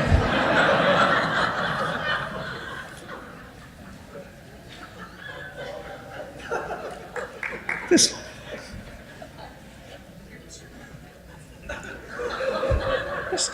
I don't understand why you find that funny. What's funny about this? Is an impressive guy, very powerful, ruled the world, and a type of architect. It's funny, why? Because short people are funny? Is that what you're saying to me? So, are you saying that a book on short architects would just be like a hilarious book? I don't know. I thought it was a good idea. I'm quite upset. Okay, well, but I have to write it, right? Short architects. I have always thought this book needed to be written, and I'm pretty certain I will write it. Reference point. Of course, Frank Lloyd Wright. Officially, he told the world that he was 5 foot 8 inches tall. His friends said he was 4 foot 11. That seems, a certain amount of research into images seems to be correct. And of course, partly what I'm talking about is the kind of relationship between the short architect and the mile-high tower, and the kind of inverse relationship between the size of the architect and the level of ambition. And I wouldn't underestimate that. I was, by the way, the shortest person in my school for a very long time. And at the end of each year, they would assemble the entire school on the lawn outside the main building, and the photographer would line everybody up. And at the very, very end, the shortest person, I had enormously blonde hair, and he would say "Snowy," and I would be positioned in the front of the photograph like some sort of decoration. So I know of what I speak. But at some point, hormonally it changed, and for Frank Lloyd Wright it didn't. But look at the scale of the kind of unleashing of the mind implied by this size. So let's say it's a reference point, because the question, how short is short? Yes, a book on short architects, but you know there are so many short architects. What would be the correct height? Le Corbusier describes meeting the two Spanish representatives, José Luis Sert and Mercadal, of Siam, and describes them as midgets. Now, that would seem harsh when talking about José Luis Sert, as you see him on the left, but it seems to work quite well for Mercadal, who is clearly kind of a pocket-sized architect, and following the logic that we've been enjoying so far, that's what would give him the kind of cosmic level of ambition. But just to be clear about that, I mean, small is really small. He, like I was, is positioned in the foreground of the photograph of the first CM meeting in La Saraz, and here he is with Le Corbusier. Le Corbusier, you can just feel Le Corbusier's sense of that. Le Corbusier just feels very tall in that moment. And you can see to some extent that Mercadal is, as it were, empowering other architects. So this is yet another phenomenon, would be those who encounter the small architect. And you would no doubt be telling me that this is a cruel book. This is based on a kind of a horrible stereotype about short people. And surely the size of the architect is not relevant. But are you seriously going to suggest to Le Corbusier that the size of the human body, and of his body in particular, is not important? And don't you know, of course, the history of how the modular itself was based on his own body, and he only had to change the dimension because some of the mathematics didn't work out. But in his mind, as you see, this is inside his studio. So he's actually lowered the height of his office within a relatively tall industrial space so that this gesture can be done, so that he can be, as it were, what he is meant to be. So surely at a certain point you have to hesitate and say, well, no, maybe size matters. Let's get back to our reference point. Frank Lloyd Wright adored Buckminster Fuller. Buckminster Fuller, in fact, was invited to give the memorial address at Wright's funeral. There's really an extraordinary correspondence and friendship. Partly it may be related to the fact that Bucky had the ability to make Frank feel tall, as you can see. Louis Kahn may have felt the same way. You see here Louis Kahn and Bucky Fuller, and there's a few inches difference. Louis Kahn is exactly the same height as Napoleon, just to give you a reference point. So we start to get Bucky Fuller as another potential reference point. On the left, you see Bucky Fuller meeting Marshall McLuhan for the very first time while drifting through the Aegean. And you can see that actually it's a perfect image for both of them. Everything about it. You don't need to know anything more about those figures in this image on the left. But you see that McLuhan sort of leaning in, trying not to be, as it were, too tall. But they became quite competitive, and here they are in 1970 on the beach in the Bahamas, and McLuhan is now doing everything to kind of be tall, the big hat, the big gesture, and the kind of patronizing hand movement. And Fuller, again, very, very compact. But of course, for Fuller, the universe was like a minimum dimension of thought, and he also thought that the easiest way and best way to describe the universe was to describe his own body. So just to make it clear what I'm saying here, who in this room would deny that the body of the architect is not absolutely crucial in the field of architecture that we love? Isn't the position of the architect always, as it were, standing somewhere between a set of models and drawings and a set of people, clients and so on? Isn't this always the case? And isn't it the case that not only are the clothes that the architect wears, their hairstyle, can you imagine architects without haircuts? It simply wouldn't work. Just to remind you, Gottfried Semper believed that hairdressers knew more about architecture than architects do from the sheer complexity of the haircut. Don't knock the haircut, the glasses, it's obvious. If you're famous as an architect, your sign that you're famous is that your face occupies the full cover of a magazine. So if you're really, really famous, there's just a few follicles showing, and you falsely believe the cover to be sort of blank. We care enormously about the body of the architect. The architect is some kind of performance artist, as you see here with Fuller. It is everything that we do as an architect, somehow kind of stitching the words to the ideas. So my call is simple. My call is for a book that needs to be written. It's a book on short architects. I need your help to discuss how short is short. But it's a very serious thing. And getting back to you laughing when I showed you this image, how could you?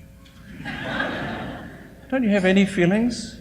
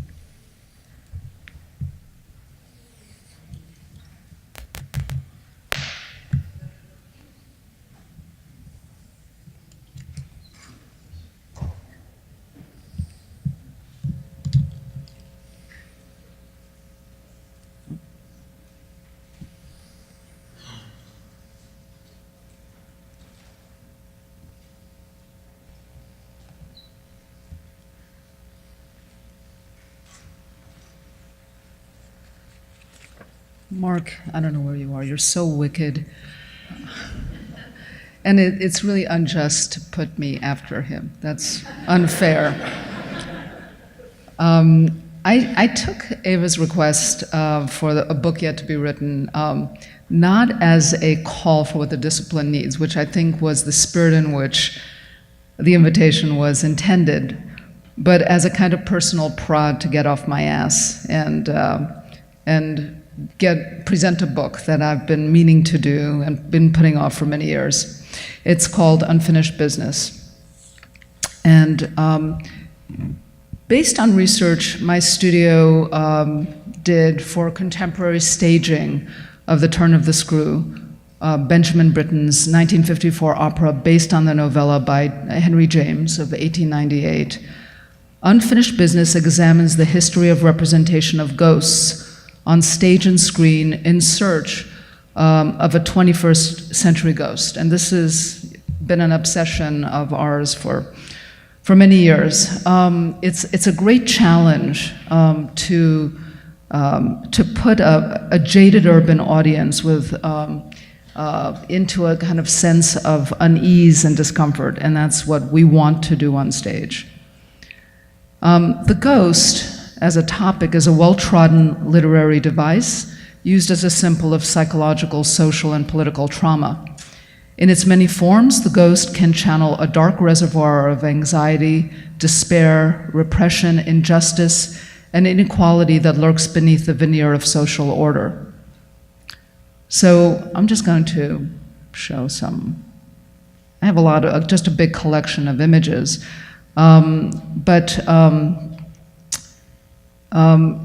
this is so trans-historical, but just starting anywhere from Macbeth and unnatural usurpation to The Shining and middle-class malaise to blaxploitation films and racial oppression. Ghosts make visible unresolved traumas. And just go into, there are so many topics that touch on this. Ghosts have the grotesque ability to maintain certain familiar features while violating the normal laws of physics, and it allows them to impose grievances, stoke paranoia, and plant themselves in the psyches and characters, and also the audience. So all these different kind of techniques are interesting.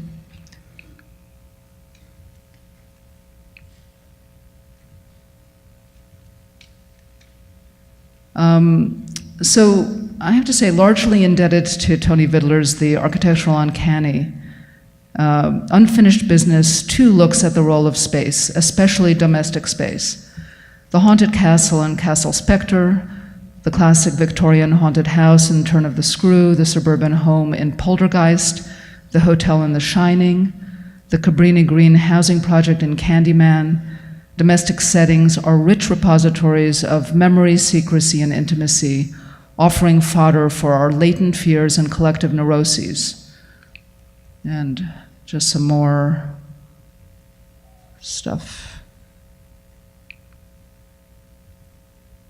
There's something about the Victorian home in particular that's deeply embedded with puritanical social constructions, including gender-designated rooms, strictly demarcated and cramped servants' quarters, stuffy architectural decoration, residual spaces within walls, in short, qualities ripe for a visitation.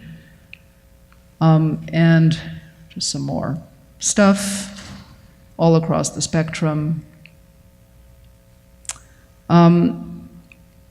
And as ghosts tend to be stubbornly site-specific, their return is about completing unfinished business. So that's the title of the book. And it's often after a sudden and traumatic death, and usually to get revenge or to have their story told.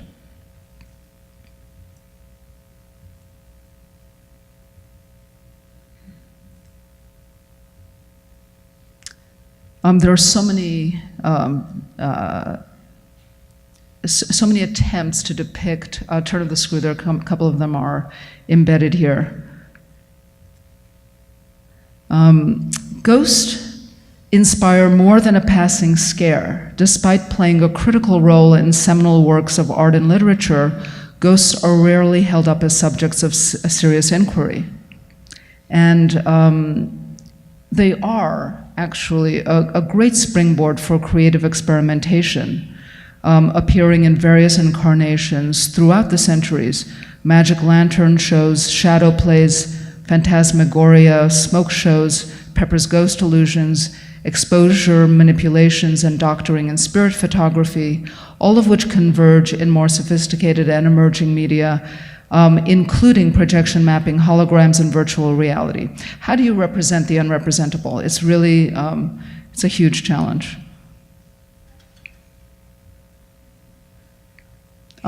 Returning to the Turn of the Screw, which on its surface appears to be a traditional Victorian ghost story, built on familiar framework of class division and shadowy history of an old family estate, the story reveals complex themes of paranoia, hysteria, pedophilia, and ultimately the nature of subjectivity. And it centers on the isolation and uncertainty of human experience, of the haunting of the self. So ambiguously imaginary or real, the ghost and its unveiling is the searching work of memory. What he lacks in objective evidence, the reader fills in with his worst fears.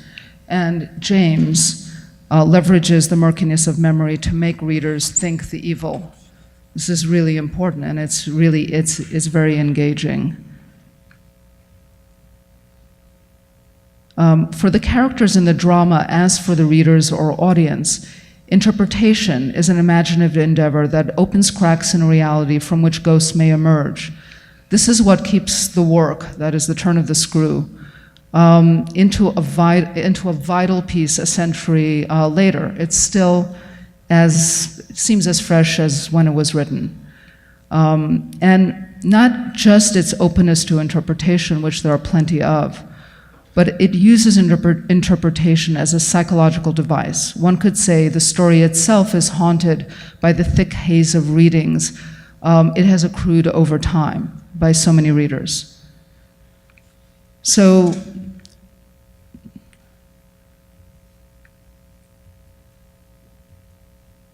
I mean, we have really thousands of these.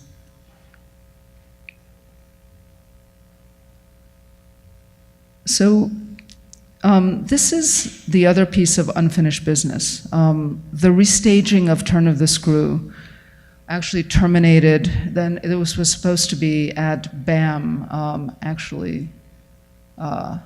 in a couple of weeks. but it terminated abruptly by a financial scandal and the bankruptcy of the Gotham Opera, which was announced in 2015. And it left a flood of research that we would love to lead to a portable manifestation of this unrealized work, exercised from stage to book. And we imagine this as a 1,000-page tome filled with vapor, yet it has the mass and proportions of a cobblestone.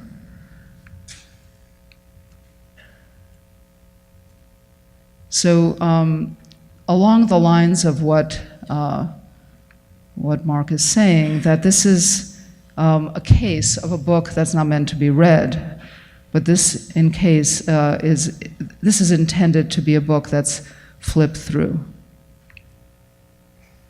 Here's a contemporary version of a very familiar trick, stage trick. That's called a hologram, though. So this is just a kind of assortment of images for this publication. Publication date is sometime next decade. So we hope to get it off the ground.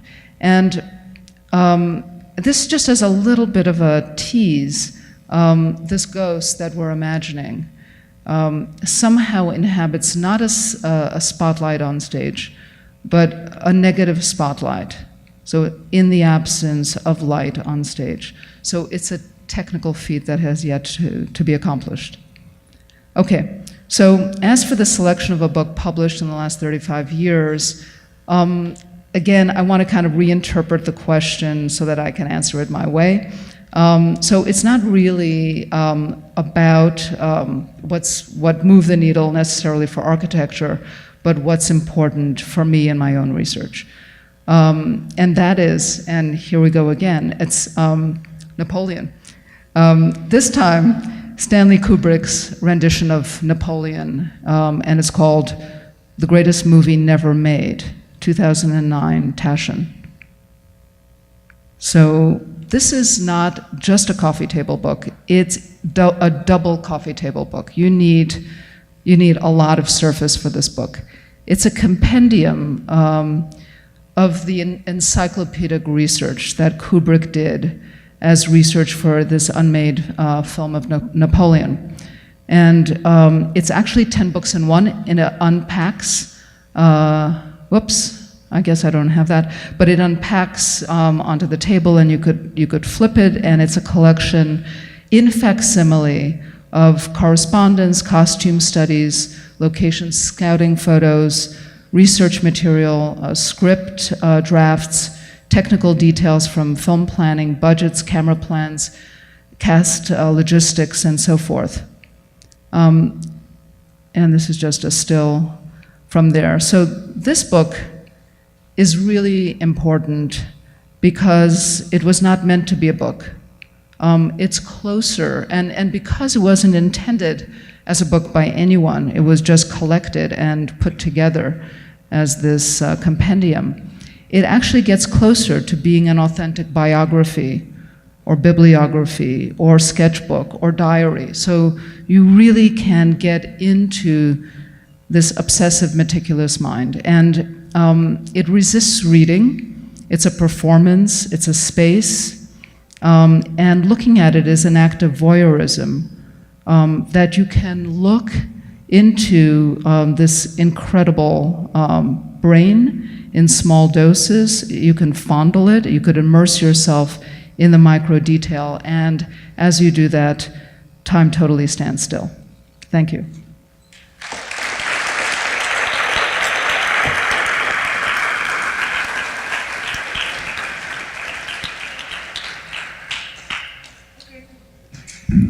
Well, we have arrived to the end of a fantastic day. We ended up with ghosts, and we started against architecture. And I assume that maybe the ghost of Hajduk, who also came throughout the books that were suggested today, is definitely here with us. I would definitely agree with Mark that that there are too many books that are borderline criminal, and yet the question here is, how do we move on? The fact that I insisted with each one of you who presented today that it had to be an architecture book, and most of the times what appeared was different idea of an architecture book, it actually somehow affirms the fact that someone who is an architect believes that architecture is in fact a discipline that constantly learns and works and influences and is influenced by many others. Storefront for Art and Architecture has always been trying to articulate not necessarily what architecture is, but what any discipline has to do with the way in which we build the world around us. From today's lists, suggestions, I believe that many of us feel actually the urge of starting the new dictionary of the avant-garde that James gave us, or to actually really go and find those 200 pages that are missing, or to actually commission Spyros to finish that book that was in fact unfinished. Many of the ideas that were brought actually had a lot to do with how architecture does engage with the social and the political issues that architecture has been resisting so unsuccessfully for so many years.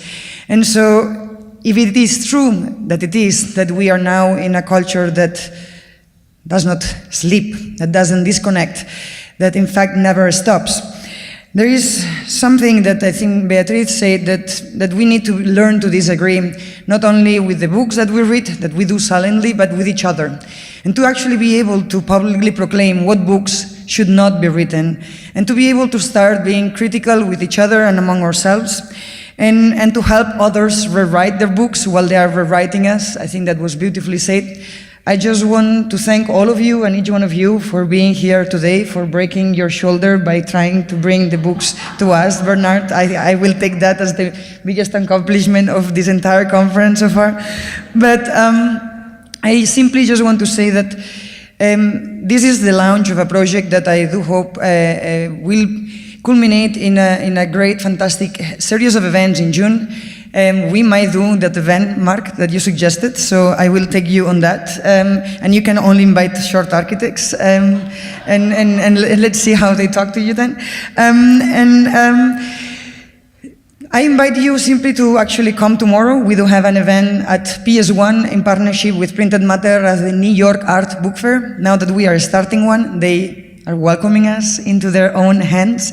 And so we are going to have a series of speakers, giants in the making, that have published books either this year or that they're actually working on books, and that we believe can contribute to this conversation that is going to continue over the next 6 months, 10 months, until June 18th. If any of you wants to contribute to this project in any way or form, please reach out to Max Lauter, Carlos Minguez, Ginny Canduja, or myself. Storefront is an incredible small team, but we are here to really help, as someone said, the architecture community be an incredibly powerful and meaningful participant of the society that we live in. Thank you so much.